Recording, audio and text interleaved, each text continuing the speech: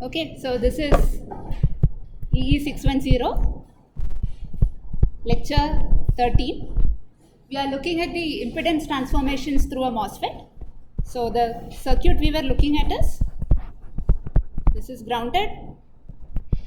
You had a current source here of some value II, and you were interested in the output resistance looking like this.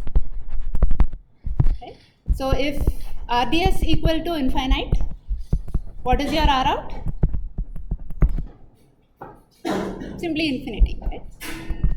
Now if RDS was a finite value, which means you have to consider an RDS like this, then R out is equal to, so in this figure that we have sketched on the board, what is I test? 0. What is Vt by It? So R out remains at infinity.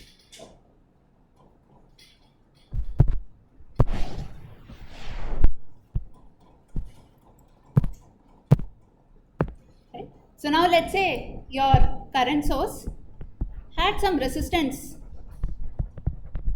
R1 associated with it. Okay. Now if RDS equal to infinity, what is R out? RDS is infinity. Yeah. R out is also infinity. Why is that the case?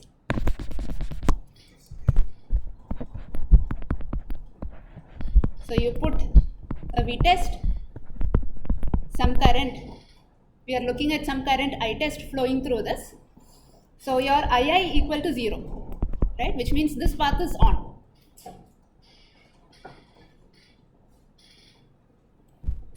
What comment can you make about this voltage?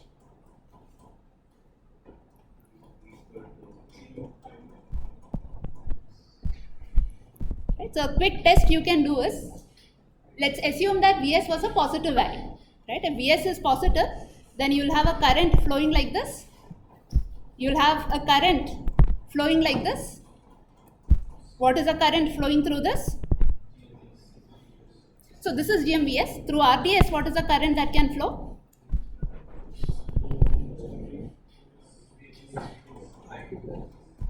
But RDS is infinity, right? This RDS is not there in the case we are considering. Right? So RDS is infinity, which means this path is right now not existing. Right? So if Vs is positive, then all of the current is leaving the source node. Vs is negative, current is simply accumulating at that node. So either of those cases are not possible. Only possible solution is Vs equal to 0. Vs equal to 0, then Gm times Vs becomes equal to 0, which means It is equal to 0. Right? That gives you R out equal to infinity. Is that clear at the back? So RDS equal to infinity, R out equal to infinity. Now if RDS is some finite value, what is R out? RDS plus R1 plus GM RDS R1. Right? So this is a result that we had derived in the previous class. You can check your notes. So again, in this calculation, this II has to be de-energized. It is simply an open circuit. So this basically simplifies to RDS in series with R1 with some sort of configuration connected here.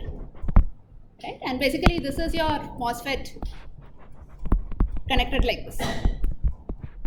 And we have solved for this particular case. So looking through the drain of the MOSFET, you will see whatever is the resistance on the source side, that is this, plus the resistance between the drain and source of the MOSFET, that is this, plus Gm times RDS times R1. So Gm RDS times whatever is the resistance you see on the source side. Right? And which of these terms is likely to dominate? Yeah.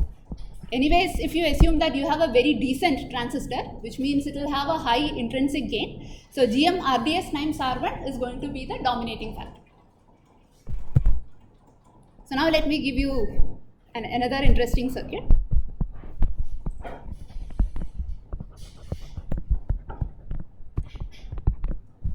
And let's say you want to calculate the R out seen from here.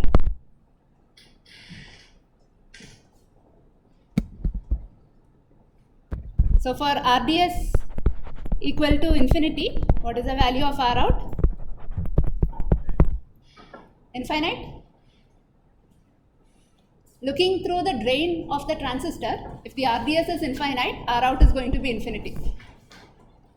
Now if it's not clear, does anyone have a doubt why it should be infinity even in this case?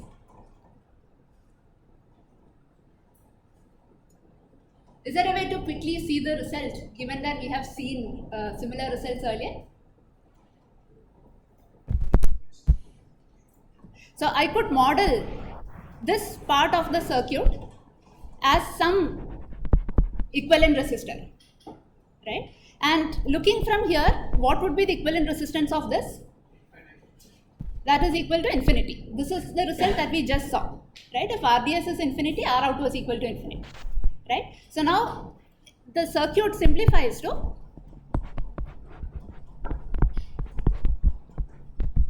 a connection like this, where the RDS for M2 is also infinity.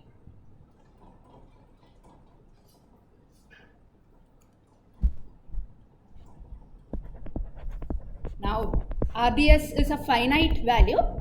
What would be my R out? You can tell me the most dominating term. So you can call this as GM2, GM1. Corresponding to this transistor, you have RDS2 and RDS1. It's a common notation to give the subscript number for the small signal parameters as well. How would you solve this? You have multiple villains coming at you together. What do you say? Wait, come one by one, right? So how can you break this problem?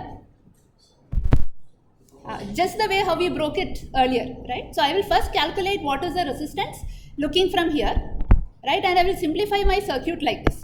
What would be the value of this resistance? Tell me the most dominating term.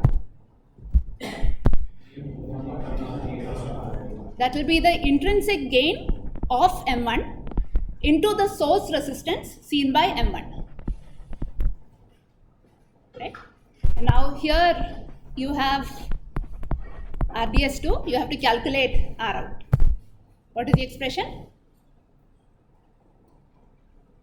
So now the source resistance seen by M2 is this big resistance of the value GM1, RDS1, R1.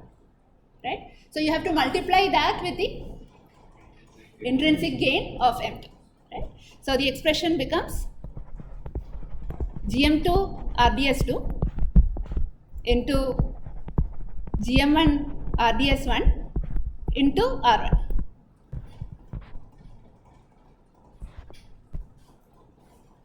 Now if you are interested, you can write out the full expression as well. Right? What would be the full expression for this model?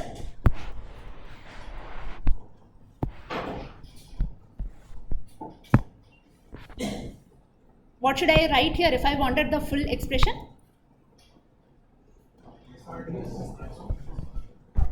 That will be RDS1 plus R1 plus GM1 RDS1 into R1. Right? Now again, looking from the drain of M2, you can write the full expression, but you can clearly see that this will be finally the most dominating term. All the other numbers are going to be very small compared to this. Okay, so now let me give you one more question.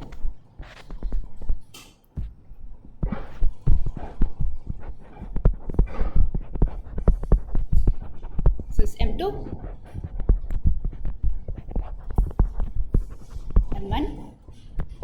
Let's say I had some voltage source Vi here. Tell me R out. So first, RDS is infinity for both the transistors. What is R out? Infinite.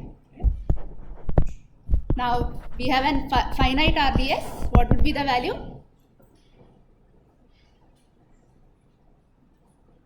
What happens to Vi? Vi becomes 0, right? And then let me bring in the resistors that you need to consider. There is some RDS2 there is some RDS1.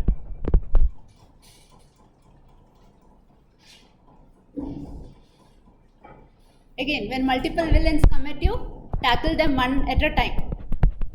Looking down, what is the resistance? RDS1. Is that obvious to everyone? Right. So now you have RDS1 looking down. Can you tell me the total resistance?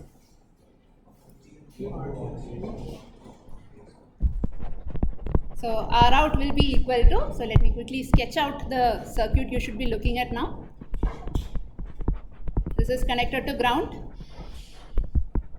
This is RDS2. This is connected to ground.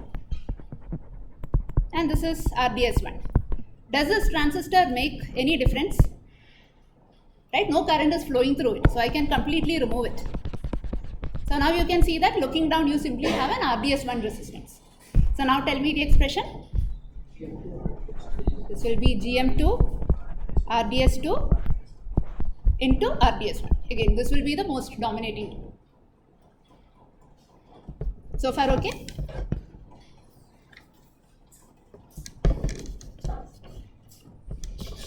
So now we have looked down through the drain of the transistor. What should we do next? We have to look up at the source of the transistor.